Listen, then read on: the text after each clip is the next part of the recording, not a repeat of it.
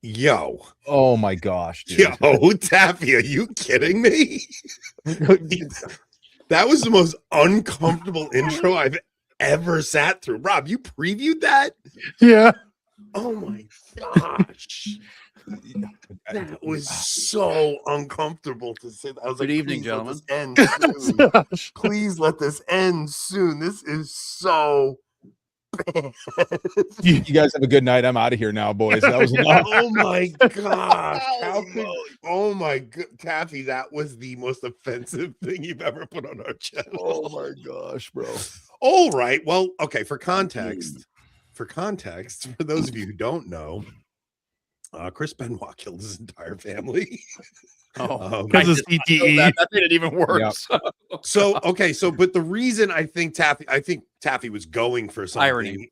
The irony is, Yeah. like a lot of the craziness around this whole story is that when Chris did do that, nobody jumped. There was no sympathy for him. There was no sympathy for Chris, right? Nobody was like, oh, but he had a psychotic break, and oh, what about the meds he was on? What about this and what about that? But it is interesting how because look, oh man, well, should I do introductions first before we jump into this? So If they want to be involved with this still. Everybody obviously so knows bad.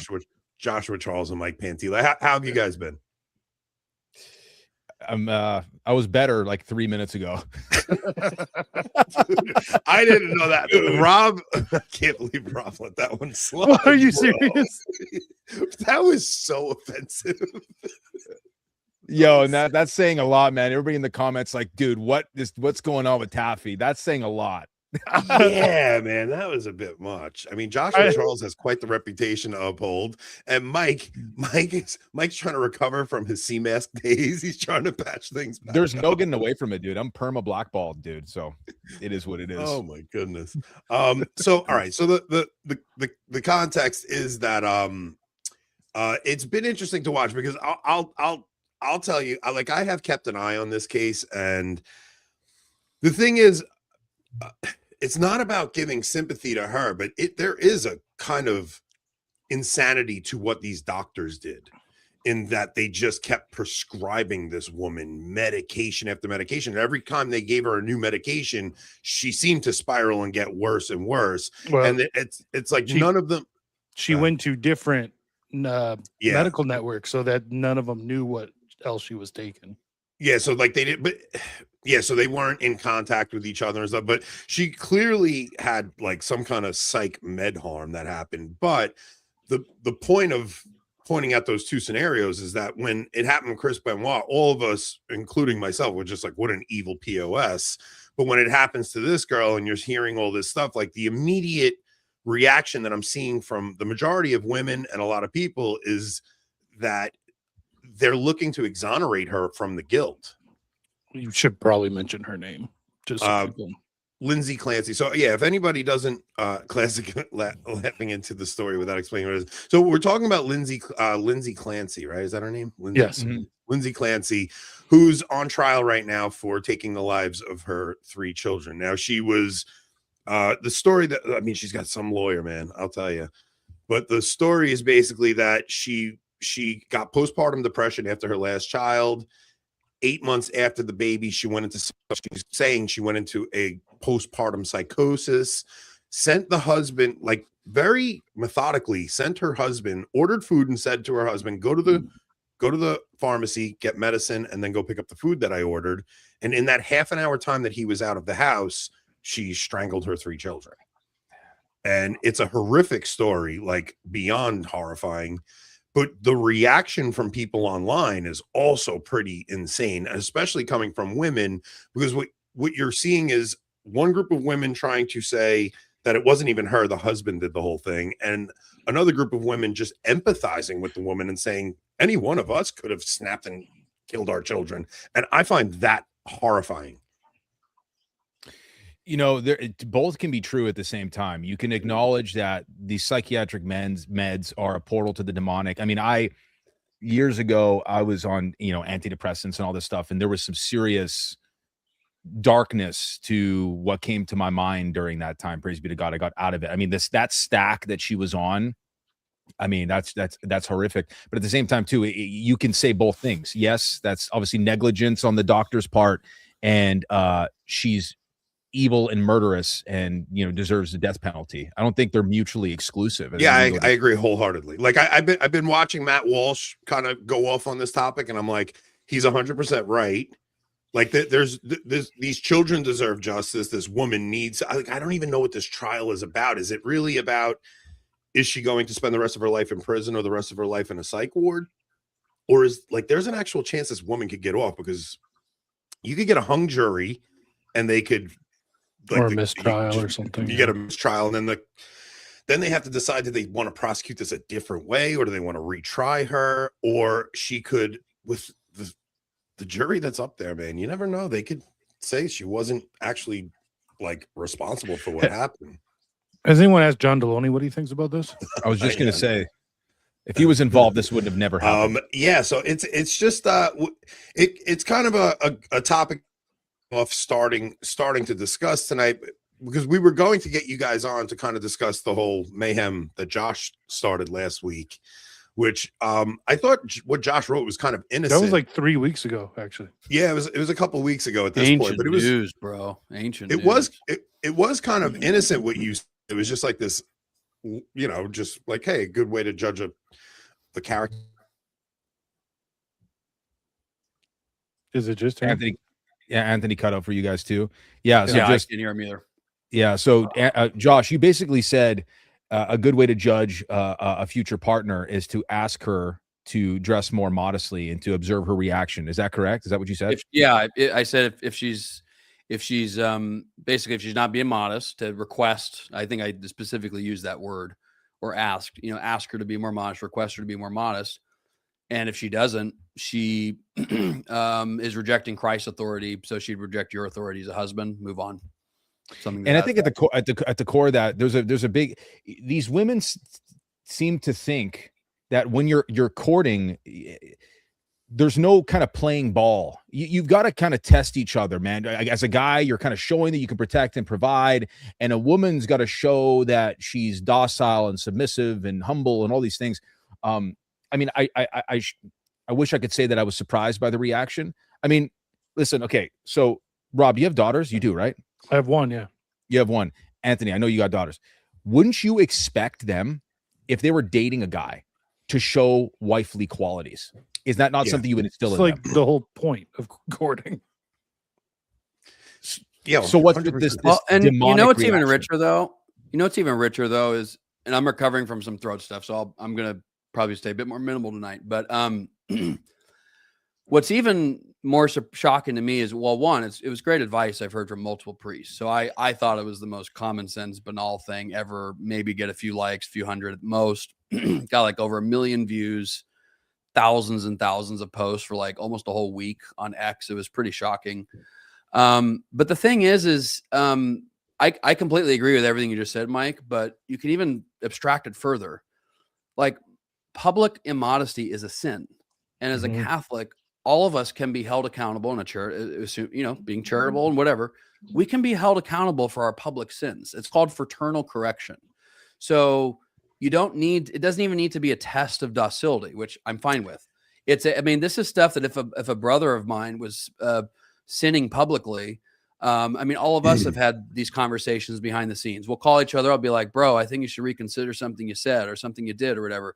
And it's like, and if you don't submit, all of us, assuming it's like just a clear case of right and wrong, all of us would see that as a problem. We'd be like, what is wrong with my friend? Josh, it's fraternal correction because women never need correction. Well, that's why I sent you that video clip with Jack Nicholson, Rob, because I think it's probably one of the best summaries of what we're dealing with. But we're going to go through a few clips just because I want to give people an idea of what we're talking about with the way people are reacting to this. But Josh, with your tweet, I don't think it was the modesty thing that struck. I think it was the idea that you would dare tell a woman anything. Like if you see the way people reacted to it, it wasn't, I'm telling you, it was way deeper. It was like, how dare you think that you're going to date someone and you, dude, you weren't even like, I'm telling this woman, you were like, I'm going to request this. And well, and I've had this experience. I've had this experience with a Catholic woman. I'll never say her name to respect her dignity and privacy, and she's a great woman in many ways. But we had this discussion, and I said, I think the pictures you post on your Instagram are way too revealing. They're very tight, and they show a lot. They show too much. If that's not something that you're willing to take down, I don't think our relationship will get much further, because I really find things like that, unacceptable. And she disagreed, and so it made things clear. So it made things easy. So like the parting of ways was actually quite easy at that point, because I prefer clarity to agreement and things like that. And as far as the I did want to mention, Mike and I talk about this privately, and I think Mike talks about it publicly as well. I think it's important to say, we need to be, we do a weekly Great Rosary campaign for Eternal Christendom. I want to do one for women. I want to do one for the guys too, but we need to be, I said at one point to Melody Lyons, I'm praying for you. And I didn't mean that in a patronizing way. I literally put the phone down. I prayed 3 Hail Marys for her. I think it's really important. Like we cannot use prayer in a patronizing way, but I do think praying and fasting for people, there's clearly a diabolical disorientation of some kind among a lot of these women. I've got a number of things to say on this, but I'd say maybe we can expand on it as we go on, get somebody else to talk. But in short, one thing I love about the Church Fathers so much, as you all know, I dive into that a lot, is they talk about sin and righteousness as being a man, being a rational creature, acting according to reason, or being a beast. And women have rational souls as well. So women are accountable to acting reasonable as well. There's prudence. We adjust our expectations per all sorts of circumstances. But when women are having these unhinged reactions, like, honestly, it doesn't bother me. I'm not perturbed by what irrational people think. There were some women who had some decent responses. Leah Libresco was one of them. I disagreed with her, but I understood her reaction. But the amount of things I was called a creeper, a dictator, a controller, manipulator, whatever. And it's just like, I think men need to stop. Part of recognizing a woman's actual dignity is expecting her to be reasonable. That doesn't mean to the same degree as a man necessarily. Just being honest, because women have hormonal issues that we don't. And so I think there's just literally a physical, biological reality there. I know it sounds offensive to people, whatever. I don't care. No, dude, it's true, man. It's true. But the point is, they are accountable to reason just as much as we are. Like the whole reason, Christ is the Logos, the reason who has taken flesh, and he gives us his grace in the sacraments and prayer through the intercession of the saints, whatever it may be. He gives us his grace so that, in original sin, our mind stopped being tethered to God, our passion stopped being submitted to our mind, and our body stopped being submitted to our soul. Every lower thing was no longer submitted to a higher thing. So when we get Jesus's grace, we not only get forgiveness, but we get a new principle of order in our souls that is from him. It's his divine life. And it ultimately will result in our bodies being submitted to our souls once more with our new bodies in the resurrection, our lower passions being submitted to our mind, and our mind being once more submitted to God. That's why Paul talks about being transformed by the renewing of your mind. This is as good news for women as for men. And so if men want women to behave differently and not, get away with these sorts of tantrums, then, gently, charitably, we don't put up with it anymore. It's really that simple. And we need to expect it of ourselves as well. One of the most interesting things was all of the married women chiming in on that, saying my husband would never dare tell me not to wear something. Like I was shocked by that. Did I say that right? No, I said poor husband. Yeah. Like there's been so many times where I have told my wife, no, I'm not comfortable with that. But the reverse is true as well, where my wife will tell me, I don't want you to wear that. It's the Minghoff shirt probably shouldn't be worn out all the time, man.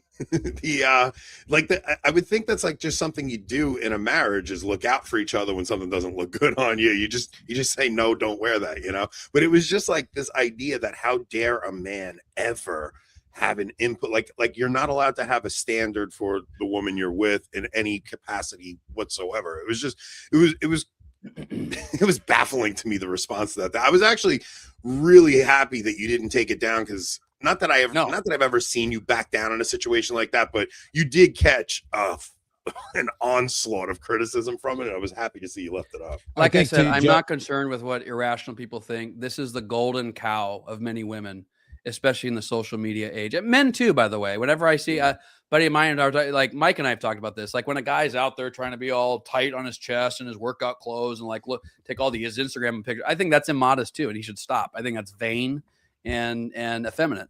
But most women, they're idol. Well, I don't want to say most. Many women, I think definitely the majority or more, their idol is using their body in whatever way they can in order to attract men or attention from men. Now, on the other side, this doesn't make their behavior excusable. We men, I'll take credit. I was addicted to pornography for many years. Guess what? I contributed to women feeling the need they need to do that, and I'm ashamed of it.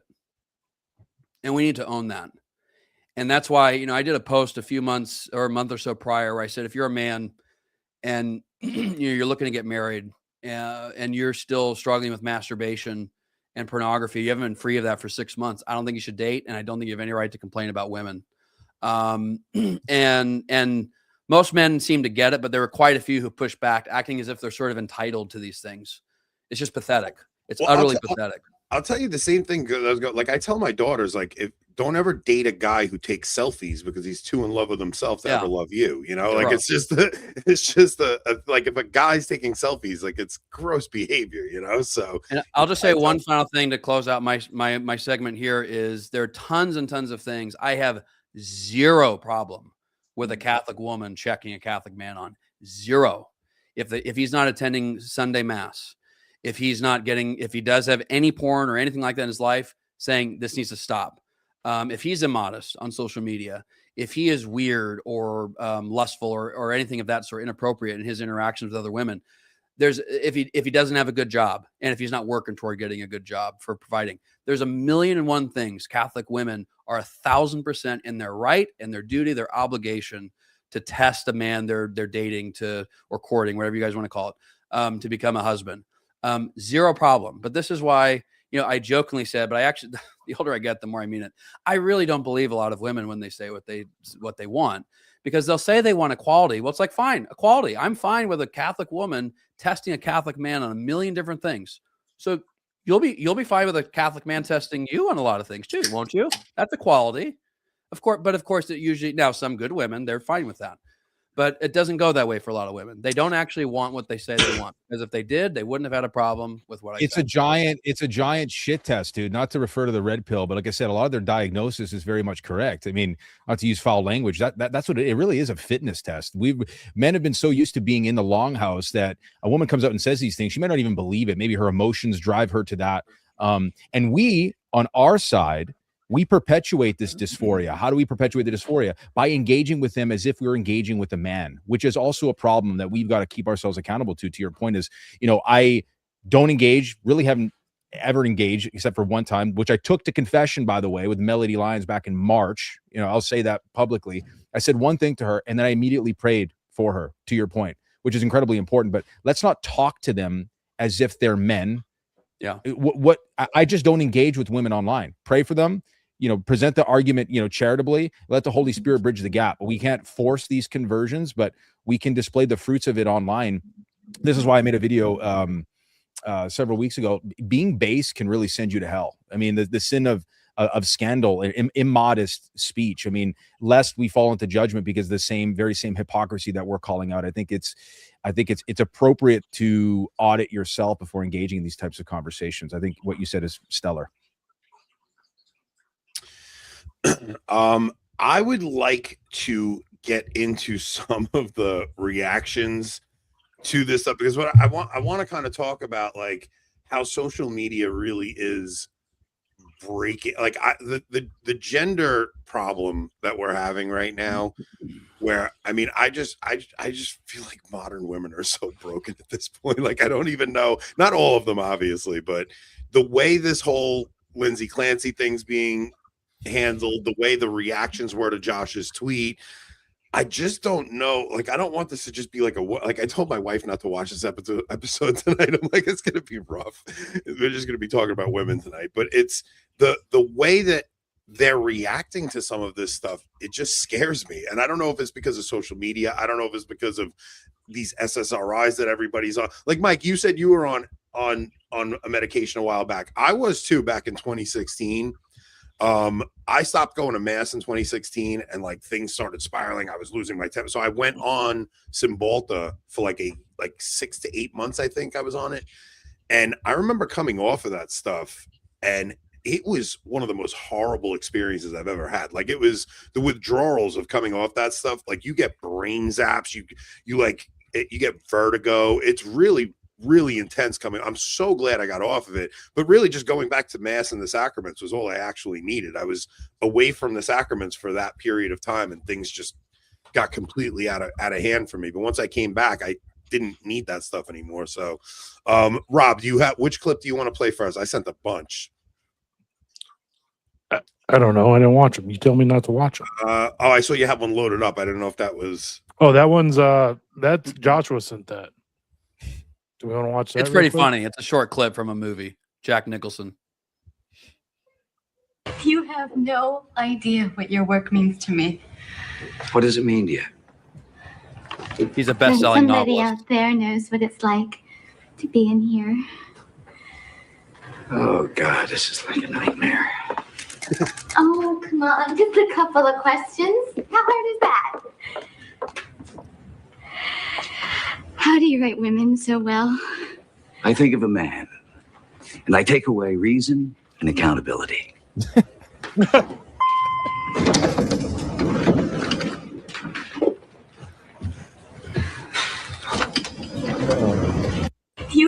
All right, that was funny. Rob, I want to start with the difference between Lila Rose and Katie Miller's tweet. Yep.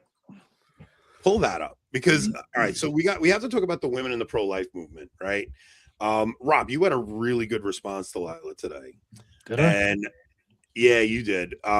So Lila put a tweet up and then took it down and deleted it because she got so much blowback, which is the first time I've ever seen her do that. She usually doubles down, but she put something else up after. So she wrote, Lindsay Clancy reportedly sought help repeatedly before the deaths of her children. That should haunt us when a mother is clearly first of the deaths of her children. Yeah. Wow. Not Lindsay Clancy reportedly sought help before murdering her children, right? Yeah. For the deaths of her children. Like, there's some accident, right? That should haunt us. When a mother is clearly deteriorating, our healthcare system cannot afford to simply move her from appointment to appointment without asking whether the treatment is actually working. So that's her reply. Now, this is like Lila Rose, who's supposed to be the one fighting for the unborn and for the innocent children out there, just makes it like this death was accident, like nothing about. And what was crazy to me is now if you saw a man do this, if a man was on a ton of different psych meds and he had snapped and killed his family, there would not be this brushing over the death of the child, like this exoneration of the guilt of this woman and trying to absolve her of the crime of murdering her children. Like, these children, you think of the horror those poor kids must have felt, that the person who's supposed to care for them and love them straps a weightlifting belt around their neck and strangles them to that. Like, how For we could just brush over 5 that. minutes each.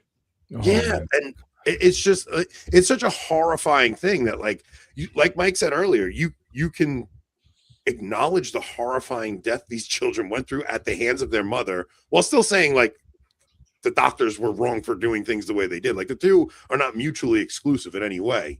But the idea that Lila would just kind of and Rob, your response to her was, I think you said something along the lines Like, of, why are you so allergic to saying the word murder? yeah, like, why are you not holding the mother accountable for the crime she did? And so that's one of the reactions we're getting from women. Well, she's also not anti. She's not. She doesn't take an abolitionist position either, No. right?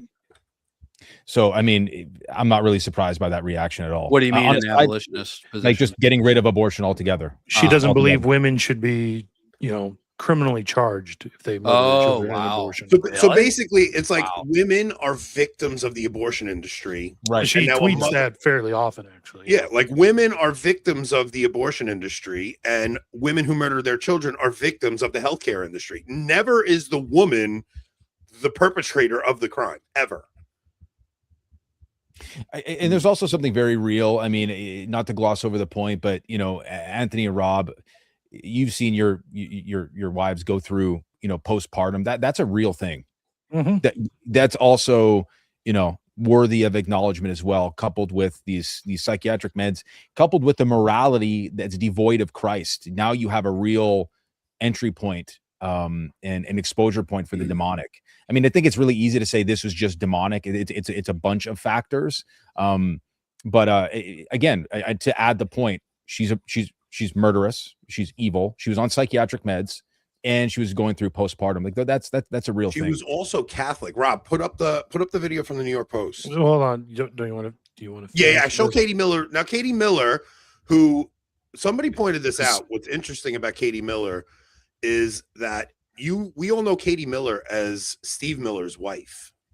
None of us know who Lila Rose's husband is. No. Lila Rose didn't even take her husband's name, right? We all know Katie Miller as the wife of Stephen Miller. And that is an interesting thing to point out. So bring up Katie Miller's response to Lila.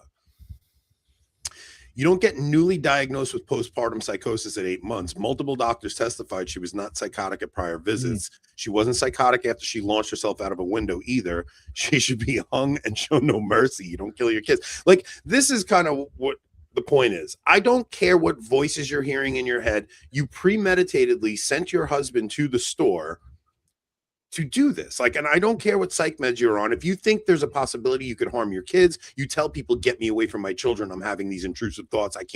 They're not safe around me. But instead, she says to her husband after the fact, she goes, the voice told me if I didn't do it now, I would lose my chance. Like, that's how insane this is. So why are we surprised in a culture where we have something called SIDS, sudden infant death syndrome, and nobody really questioned it up until the last 5 years? Yeah. That's a black pill. And you guys want to go down a rabbit hole? Children don't just die. Okay, vaccinations, yeah, that's part of it too. But it's also women killing their children or rolling on top of them as well. In substance abuse. And substance abuse, of course, too. But nobody wants to talk about the fact that a lot of women kill their children. It's a real thing. I don't know if you guys had anything to add, but I mean, of the four of us, I think I'm the only one that knows Katie Miller. She was my boss at the White House, and it's kind of crazy I completely agree with what she said. It's kind of crazy that a non-Catholic woman would see this so much more clearly in this regard. Yeah. It was really like, why are Lila and a number of others, and I'm appreciative for some of what Lila's done, but why are they not getting this at the level that Katie Miller is getting it? So it's an unfortunate situation. Another crazy. Oh, go ahead, Rob. I was going to say, Katie, the first sentence when she says you don't get newly diagnosed with postpartum psychosis at 8 months, like, yeah, it's less than, I think, 1%. Katie's right. Of cases are diagnosed at around 8 months. Like 90%, it's about 2 to 3 weeks after birth. But if you talk to some women, it's like postpartum lasts 5 years after you have a child. it can last a while, but it gets diagnosed usually pretty early.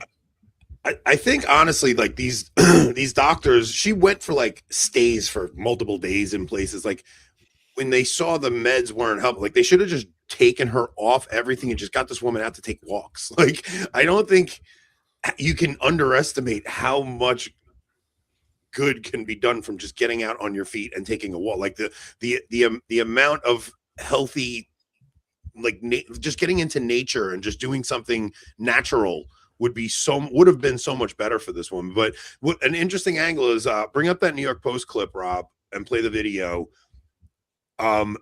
Lindsay Clancy was Catholic, and her mother-in-law, look what the prosecutor asks the mother-in-law, and they stopped her dead in her tracks, talking to her about mortal sin. It's pretty interesting that Lindsay Clancy was at church on Christmas, like a couple of weeks before this happens. Moving towards Christmas, you had dinner with them at their house on the 23rd, right? I don't remember. Okay. Do you remember breakfast on Christmas Day? Yes. Was that at their house or someplace else? Their house. Okay. And then what did you guys do after breakfast? We went to church. And fair to say, you've previously testified that breakfast was great. Yes. And that church was beautiful. Yes. And in fact, the defendant, she told you that it was great and that she was glad she went to church that day on Christmas Day. Yes, she did. And then after that, you're aware they went down to Connecticut to see her family. Right. Now, are you an active member in the Catholic Church? Yes. So you're aware that murder is considered a mortal sin? Can I see you over here? And they object right there, and the judge sustains the objection. I don't know where she was going with that line of questioning. I think probably trying to establish that Lindsay would have known what's right and wrong. Mhm. Right, because that's Right. kind of what this case comes down to. Does Lindsay know the severity of her actions? Does she understand it's wrong to kill her kids before she does it? Like clearly she did. Like I don't care. Even if you're an insane person, you know it's wrong to do what she did. Like the fact Otherwise, that you wouldn't try to hide it. you wouldn't send your Right. husband out to the store before you did it. You knew you had to do it. And then I want to play some of the reactions of some of these women, man. So go. Yeah, So that tweet that we read by Lila, she did delete that. Did you see Kristen Hawkins' tweet No. about how we shouldn't be mean to women about this because otherwise they might vote for the Democrats? Are you kidding me? It It's a was. real tweet. I mean, I am definitely paraphrasing it, but let me find the real one. Yeah, I did see that. But if you want to bring up just one or two of the videos below where I wrote she deleted the tweet, Rob, Yeah, are you looking for that? I have it right here. I wonder how much of this too is, I mean, this may be a stretch, but downstream from the poor catechesis around the proper disposition of receiving the Eucharist, just darkening your will. Yeah, your like intellect. receiving in mortal sin, right? Yeah. I'm sure she went up and received at Christmas that year. Mm-hmm. Indicated further on into her travels, I am completely overwhelmed trying to take care of the kids. These women are playing audio from the trial and saying, "I'm the same Lindsay," as she holds her baby While recording it. while recording it. Like somebody should take this woman's children away. Bro. She's basically saying, "I have the same intrusive thoughts, and I could do this to my child." Like If this a man did this, Child Protective Services would be set on him, I guess be 100%. careful. and rightly so. And rightly so. It's like absolutely insane. That's nuts. I had not seen that. Wow.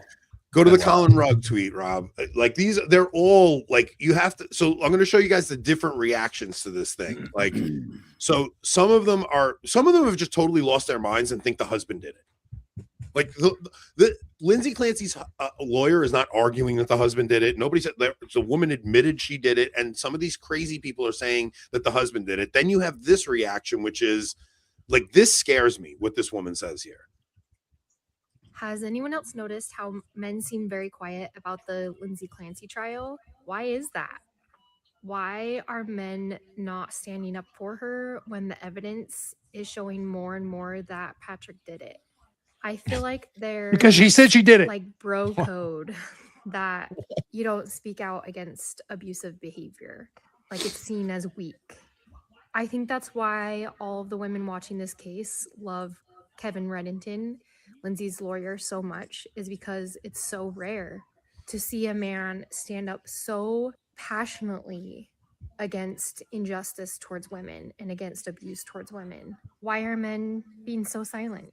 And at this point, if you're a man saying like she should just go to prison, she did it, Patrick's innocent, leave him alone, he was a great dad, with all of the evidence that's coming out, if you are saying that about Patrick still, Well, it's a good thing I don't think she should go to prison. Mhm. That was good, Rob. That was good. So that's one where she's actually saying the husband did it. So this is like all over the place online that women think the husband did it, which is totally more insane than Lindsay Clancy, in my opinion. I think part of this is a case of, you know how dudes riz each other and we don't, or whatever the term is, we knock each other, we don't mean it. Women compliment each other and we don't mean it. I think part of this is almost like this reverse virtue signal. They see this egregious act, and then by comparison, they're like, oh man, what I'm doing is not so bad. and they move to defend her when really deep down they also think that she's evil too. It's very strange psychology with women and compliments, and women when they're not living as they should kind of revel in another woman's misfortune. I mean, and their I've talked about demise. it with so many women, man. Men obviously are prone to this as well, but it is especially common for women. It's interesting. I had a buddy's birthday this weekend, although his wedding anniversary and his birthday happened to be the same day. So that's why we were celebrating that too. But, one of our other buddies was really struggling with some stuff, family stuff and deep stuff. And he was a little hesitant to bring it up. And me and my other friend whose birthday was, we were like, well, like, why? What's going on? What are you actually afraid of? He was like, oh, you guys will think I'm weak. I think whatever. So, and we were explaining that's not true. He knows it's not true. We've been close friends for years. But I explained to him, I said, I think there is, and I know there's women who can do this all right, but just in terms of like what seems to be the broad pattern in the podcast space, online and social media, it seems that so many women will vent in order to receive validation. Mm-hmm. And I said to my buddy, I said, that's not how we men are supposed to do it. We are supposed to vent so that it can be fully out there, like before our eyes with ourselves and our brothers. And then we apply reason to that pattern, and we create a new pattern so that when that old dysfunctional pattern of thinking comes up in our heads again, we've got a new pattern that we've come up with our brothers, and we work with our will to mentally work toward getting toward that right pattern of thinking. That's why we share things as men. That's the functional way to look at it, I think. And that was extremely helpful for him and extremely helpful for all of us. And literally just today, I started a new group for reading the great books with two buddies of mine. And like Mike, we were literally just talking about that. Like, one of the avowed purposes of the group is we are there for accountability, growing in virtue, checking in on each other, and correction. Like, the very first book we're reading is Cicero's On Friendship. And, On Friendship is very, very clear. This is a pagan Roman, a century or so before Christ. And he's very clear that one of the requirements of true friendship is that you have to be able to correct your friends openly if they're in the wrong. And those friends, Cicero literally says, the friend must obey his friend. He's assuming he's correct, and it's a valid criticism and all that. But it's like, that's the essence in many ways of what masculine friendship at its best is supposed to be about. And I'm very, very glad to see a lot of young men embracing this. There's still quite a few that need to embrace it further. But it's just the contrast between the male ethos behind this and the female online could not be more different in my experience. Well, first off, I'm going to say this, and I know there are a lot of women who watch our show, surprisingly, but I think it's probably more difficult for women in the confessional. Like, I just from judging online behavior and what I see, and I just think it's harder for women to take accountability. I think it's a cross that they bear, that they have to actually look at themselves and at their behavior. And it's something like I think when a man goes into the confessional, it's kind of easy for us to beat up on ourselves. Like, it's easier for us than it is for women. I think it's probably more of a challenge for them. And it's something like maybe has to do with their nature or something. I don't know. Like, I think it's a heavier cross they have to actually look inwardly and see their faults and see their defects than it is for men. Like, I wonder. It would be interesting to know how often this Lindsay Clancy went to confession. Probably not very often, if at all. Yeah, right. Yeah, because all right. So I know someone who has some kind of psychosis, and that's another thing I want to talk to you guys about too, actually. So like the husband, this whole thing happens and he divorces her and he's remarried within like a year or two. I think that's a lot of the women are reacting to that the husband divorced her and he remarried this happened 2 years ago. He's already remarried at this point. And I'm trying to, it's such a hard thing for me to imagine this situation in my marriage, right? But like, do you abandon your wife if she has a psychotic break like this, like, because I know someone who this kind of happened to, where the wife had a psychotic break and she attempted to take her own life, and the husband did the same thing, like got protective orders against her, threw her out of the house, all this stuff. And he just basically shunned her. He filed for divorce and he wants nothing to do with her. He won't let her near the kids or anything. And thank God that was just self-harm there. But in a situation like this, like, what is the husband's role if the wife has a psychotic break like that, or whatever actually happened there? You pray for the grace of the white martyr's crown. I mean, that's how I feel. You know, you want to attain the incorruptible crown of glory in the afterlife. Doesn't mean you subject yourself to violence, but you know, this is also going to purify a man in this process as well. You just got to take up the cross that the Lord has given you. That's how I feel. And you stay with your wife. Do you help her recover from this? Like, what do you do? Everything possible. Yeah, you do. You definitely don't go get a girlfriend in 3 weeks and remarry. No, I know that. That's not even a question. Christ was born beneath the dirt. You know, almost like a subhuman birth for a divine person who could have come in on a throne in a castle befitting of a king, but chose not to. And we're to say, well, this bit of hardship, which is tremendous, we cannot bear, is just effeminate, man. And I think that's what it is. Or we live in a post-lapsarian world. It's the sin of Adam and Eve. Adam, irresponsibility and effeminacy, the unwillingness to do what is arduous, and then usurpation.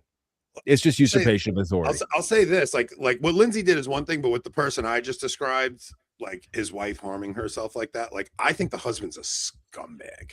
Like I really do. Like if my wife ever went through some kind of depression like that, where she went through something like I wouldn't leave her side. There's nothing in the world that would get me to leave her side. I would help her through everything I possibly could. It's a different situation, obviously. Like I don't know what happens to a man after something like that. Like I'm sure that I'm sure that's a totally different scenario, but yeah, I don't know, man. It's just crazy to watch the difference in men and women, like recognizing that we are different, but just seeing how all these women are just running to her defense. Like they empathize with her. Like they all felt like they could have killed their kids after they had them. I have a question for all of you guys. I have lots. I'm curious what you guys think. How much do you think this is? I sometimes wonder, I think the social science is pretty clear that women are getting pretty damn radical. Yeah. So I think there's real. I'm also curious, how much do you guys think it's social media and like a self-selection that's happening with the kind of women who are on social media, as opposed to the average woman? But perhaps the average woman is on social media. That's what it seems like. But I'm curious what you guys think. Yeah, that's a really good point, because I think so much of this whole situation has to do with social media. Even like I have a couple of clips of even like that we're going to do on the other side of just like women calling up John Deloney and telling how they hate their daughter in one of them, and the other one is saying how she got pregnant at 40 and she can't imagine how she's going to live her life now.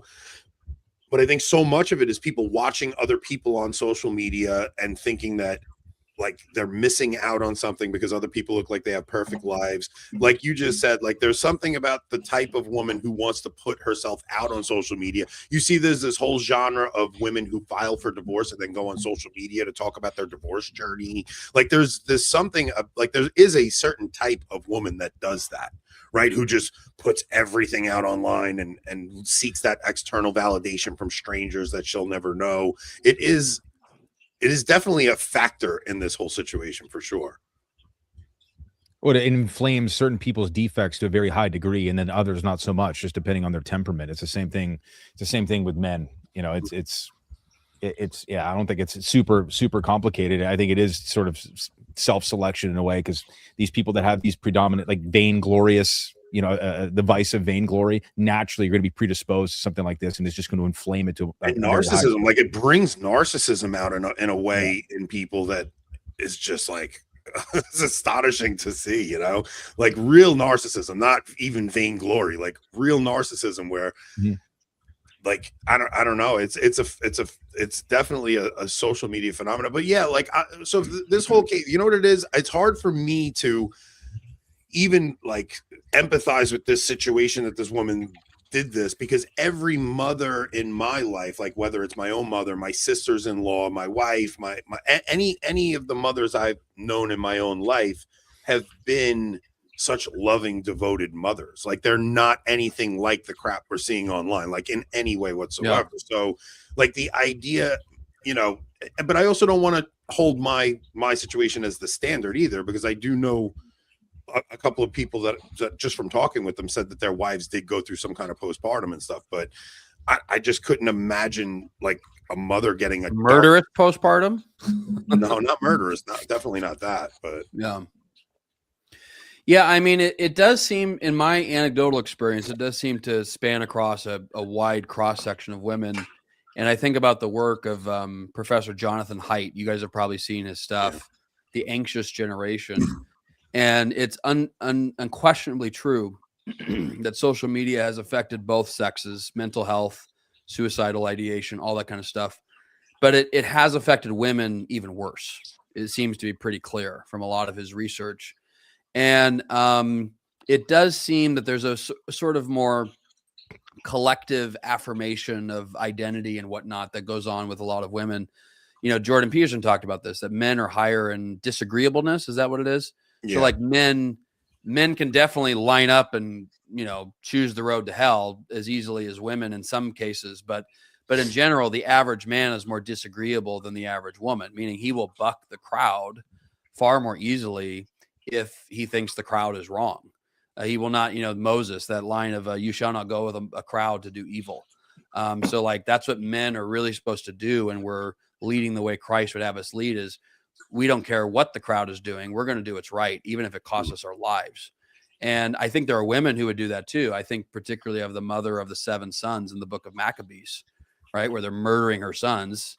And she's like, encouraging keep going, them sons. to martyrdom. Yeah. Yeah. Keep going. Keep going. I mean, that's like, and then of course that's mirrored with Our Lady, who in the Pietà, Jordan Peterson also has I know we're all kind of down on Jordan Peterson these days for various reasons, but he does have this amazing clip about the Pietà, you know, Our Lady holding our Lord, and he like chokes up about it. And he was saying that Mary is sort of the picture of the mother, and that the reason why is because she gives her son up to be smacked by the world in the most horrific way possible and see what's in him essentially.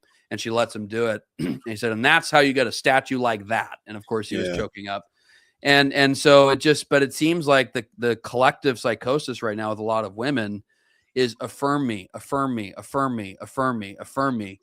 And I'm kind of curious where that comes from. I do have some thoughts, but I don't know if I'm kind of curious where you guys think that comes from. I mean, I think some of it's endemic to female nature, but I wonder if it's worse now. Oh, it's definitely worse now. For reasons other than social media, like other reasons as well.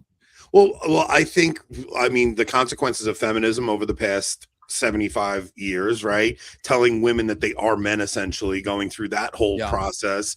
Because I think even my childhood, when women were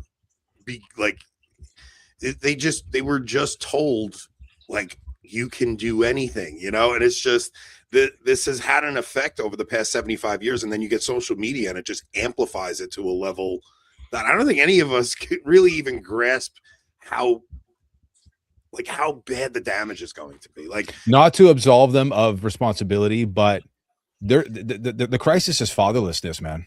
Yeah. That's a big part of it. You know, there's this diabolical inversion of the word patriarchy. Everybody's up in arms over the word. It is a loving self gift. That's what it is. Your authority, your headship is not for you. It is for those that are subordinated to you. And even that word, it's like, no, listen to the way how we're describing it. Think about Jesus, think about St. Joseph. This is the example that we must emulate, meaning having stringent moral boundaries and protecting our children from the world, protecting them from indoctrination. This is the result. Men got super, super soft and fathers abandoned them. And then now there's like, who else is to represent the image of God the Father in the home? Who is that first image? Yeah. When that first image is not there, and the logos is not present in the home. I know so many families like that, man. Like, just so many families that like the father just is afraid to say anything, and the mother rules the home, and the daughters walk all over him, and he's just there and he can't say anything. And it's, Well, we're all millennials. You know, I know still to this day, I only know one millennial friend off the top of my head. Maybe there's another I don't know about. How many of our fathers, I love my dad, but how many of our fathers had solid Christ-centered discussions about the opposite sex and sex in general? No, never. It didn't Never happen. Nope. It didn't happen. And No. virtually every man of our generation I've talked to, none of us got it. None of us.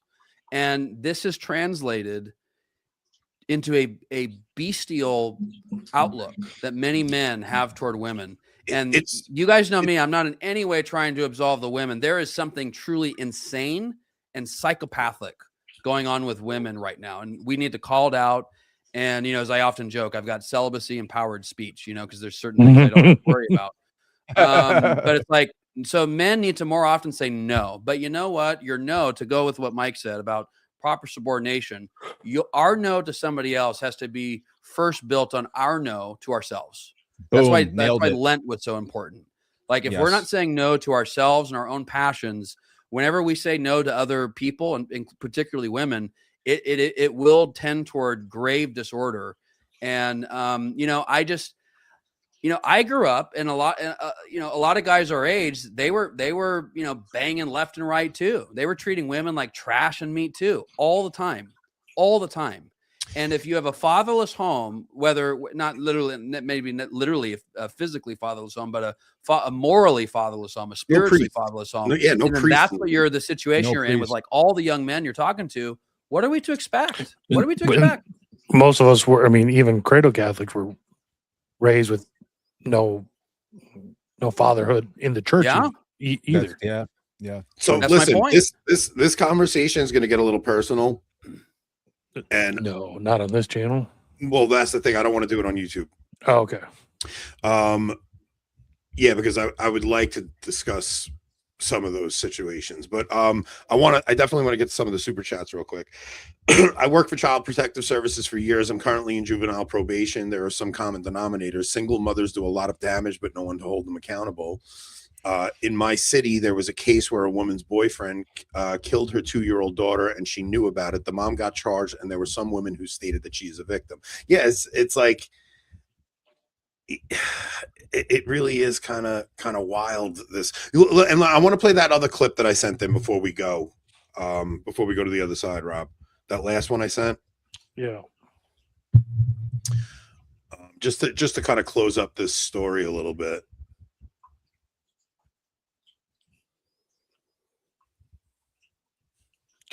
This one, right? Oh gosh, I saw this. Oh yeah, brutal. I think you sent this one to us, Josh. So this is the other angle that I'm seeing. This is all right. So this is a therapist explaining why women are so empathetic to her. The Lindsay Clancy trial is going to be one of the most significant trials of your lifetime. We are all experiencing something completely unprecedented. Never before have we seen so many mothers and women rally behind somebody who confessed to killing her 3 children. And it is not because we cannot hold women accountable. Many of us see ourselves in Lindsay. Many of us know that we could have been only one step away from doing some of those horrific things, because we experienced significant mental health issues after one of our children was born. And many of us know just how dark some of those thoughts get. So yeah, this is going to be one of the most significant trials That Josh of said your life. it was just like there's like a psychopathy in women that's happening right now. Like All Child Protective Services. But like almost every woman online you see is like, I'm neurodivergent and I have ADHD and I have this and I have that. And they give you like a list of these mental health disorders that they have. And they use it as an excuse for everything. It's like they could be just the most awful people. And well, I have ADHD and I'm neurodivergent or whatever the hell. Like they just, they all basically diagnose themselves with these crazy things. And they just use it as a pass to go about the most awful behavior imaginable. It's kind of crazy. Yeah, it would be one thing to say that we are all one retraction of grace from doing something completely depraved, and we could all agree with that because that's true. But to Yeah, go on they that have kind of rant there go I. and to do it publicly and with her credentials, therapist, whatever. Yeah, it's that's pretty damning. So yeah, we have way more to cover on the other side, but I like to keep these under an hour over here.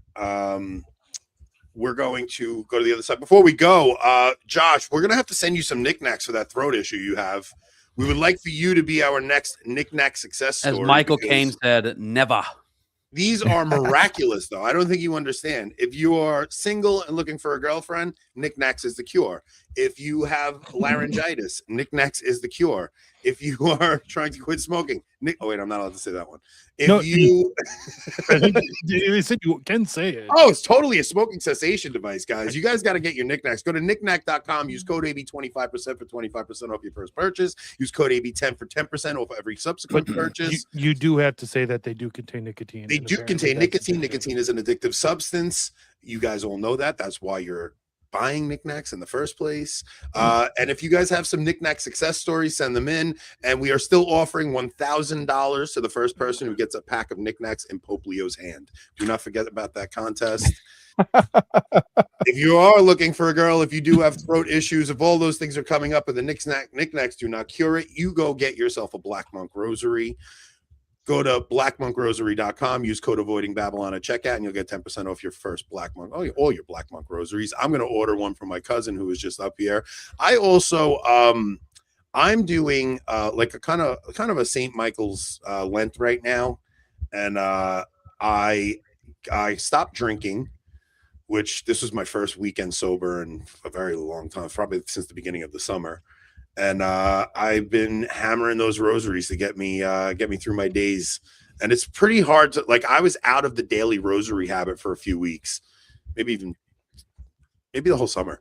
And it's hard to get back into it when you're rusty like that, man. But that Black Monk Rosary got me right back up on board. So go to blackmonkrosaries.com, guys, and we will see you guys on the other side. Mike, go to Mike Pantile's YouTube channel. Go to Eternal Christendom. Subscribe to these guys. I'm sure if you're on our channel, you're already subscribed to their channels, which show our brothers some love. Check out their videos, and we will. Rob, you better have something queued up. Well, I do, but you should tell people to go do it. I'm just giving you enough time to make sure you got the song ready, guys. Thank you for joining us. And if you are not a Locals member, you suck. But if you want to become one, go to avoidingbabylon.locals.com. There you go. All right, take us out.